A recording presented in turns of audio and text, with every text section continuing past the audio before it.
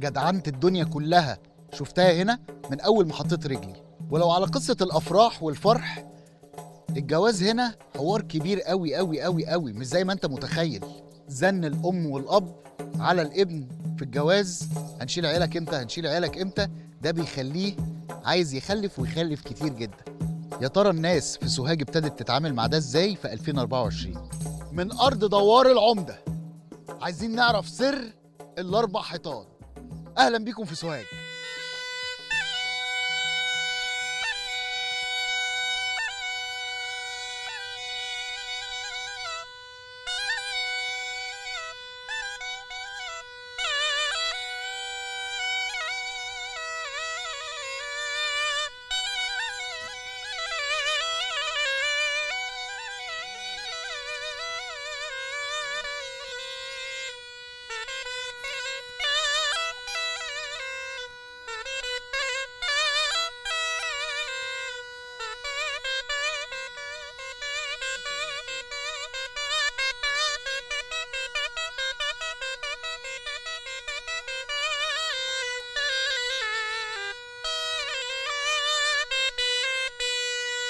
اسم حضرتك؟ عصام عبد الله.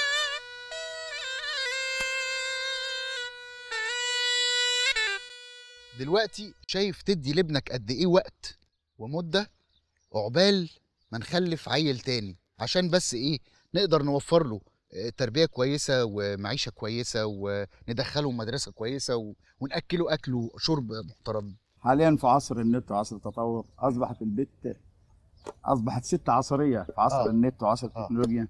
ففي خلاص الكل بدا يبقى عنده فكر. حضرتك تلاقي حاليا سواء في الارياف او البندر لازم على الاقل يفرق 6 7 سنين. جميل جدا. يعني يفرق 6 7 سنين. اولا بتكون ارتاحت الام كويس، تعرف تربي الطفل كويس وتستعد لحياه جديده، واحنا نكون خلاص خدنا نفسنا من المصاريف وظروف الحياه. يعني يا ريس كلمتين للرجال عن سوهاج ورجاله سوهاج.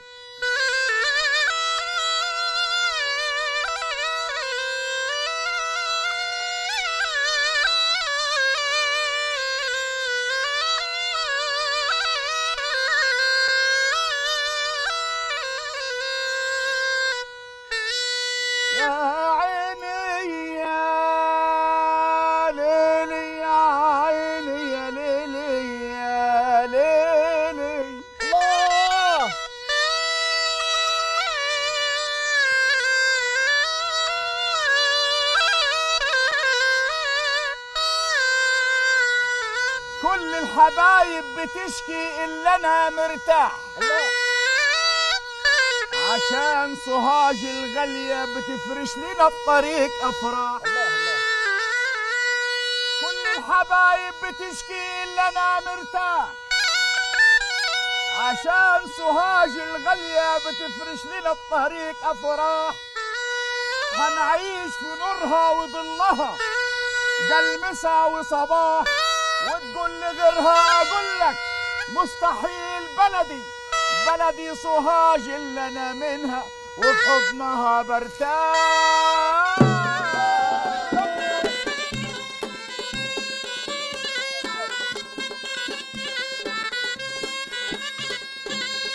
خليك واقف على الحق. خليك واقف على الحق. خلي عندك بصيرة. خلي على حب بس المعايش كتير.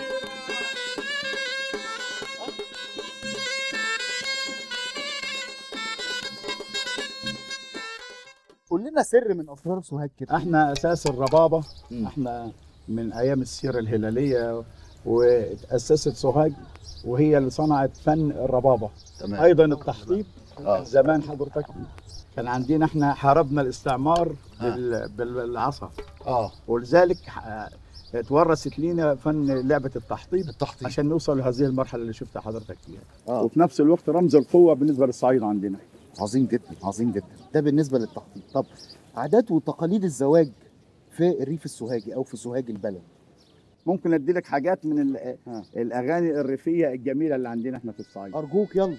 ما تجوزيني ياما حاضر يا ولدي، حاضر يا ولدي، عروستنا حلوه صغيره.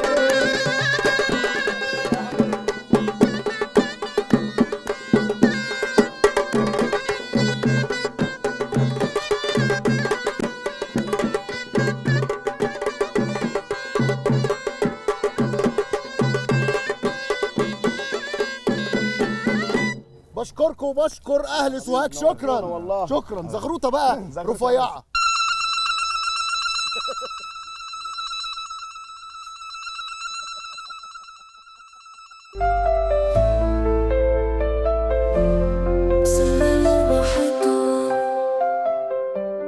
فينا عليكي اكتر.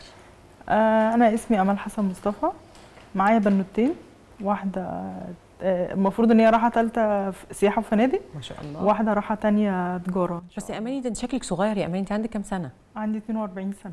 انت اتجوزتي صغيره؟ يعني من كان عندي 20 سنه اتخطبت و21 اتجوزت على طول، يعني السن المعقول برضه. انت شايفه ان ده سن معقول؟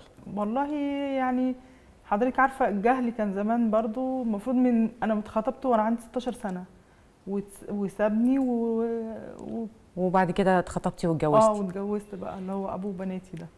ربنا يبارك لك فيهم يا رب كلهم. اللهم امين. طب احكي لي بقى زمان، يعني احنا دايما كنا نقول ايه، العزوه في العيله الكبيره وعدد الاولاد والحاجات دي. انت عندك بنوتين دلوقتي، كان قرارك ان انت تجيبي بنوتين ولا كان نفسك تجيبي عيال اكتر واطفال لا اكتر؟ كان قراري صراحه انا اجيب بنوتين، وانا اقنعته بكده، لان هو قعدنا في الحوار ده فتره كده كنا لا انا عايز ولاد كتير.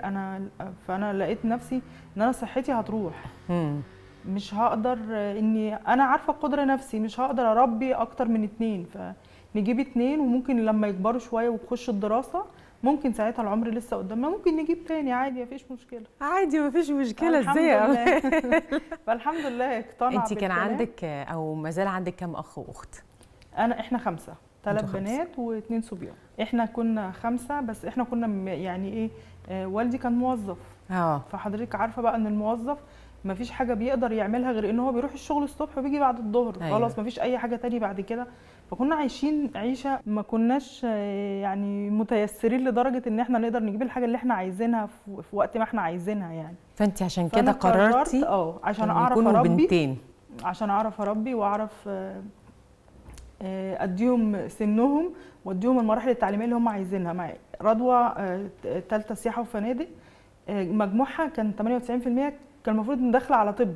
ما شاء الله. صممت سياحه وفنادق عشان عايزه تلف العالم، يعني هي ده فكرها. يعني ما شاء الله.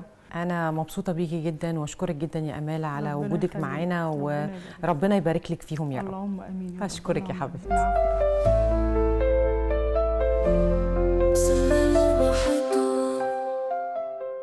أكتر حاجة ممكن تعطل تطور أي مكان هي الفهلوة، فما بالكم لو الفهلوة بقت ورا قرارات مصيرية زي قرار الإنجاب. مشكلة كبيرة، لأنها مسؤولية كبيرة جدا إنك تربي طفل. الطفل ده حقه عليك وقت ومجهود ورعاية وتعليم وصحة واحتواء ودلع. الطفل ده حقه عليك إنه يكبر في أجواء صحية، يطلع منها يقف على أرض صلبة بنفسية سوية وظروف تناسب بناء حياة جديدة. ما تزودش العبء عليه وعليك ولا على المجتمع. وعلشان كده لازم نتأكد قبل ما نقرر نخلف إننا على قدر المسؤولية دي وجاهزين ليها كأب وأم من ناحية كل الجوانب. خليكم فاكرين دايما إنها مسؤولية مش فهلوة.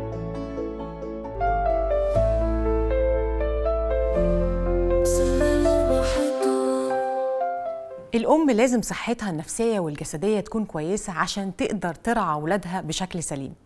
والنهاردة قلنا لكم سر من أسرار الأربع حيطان.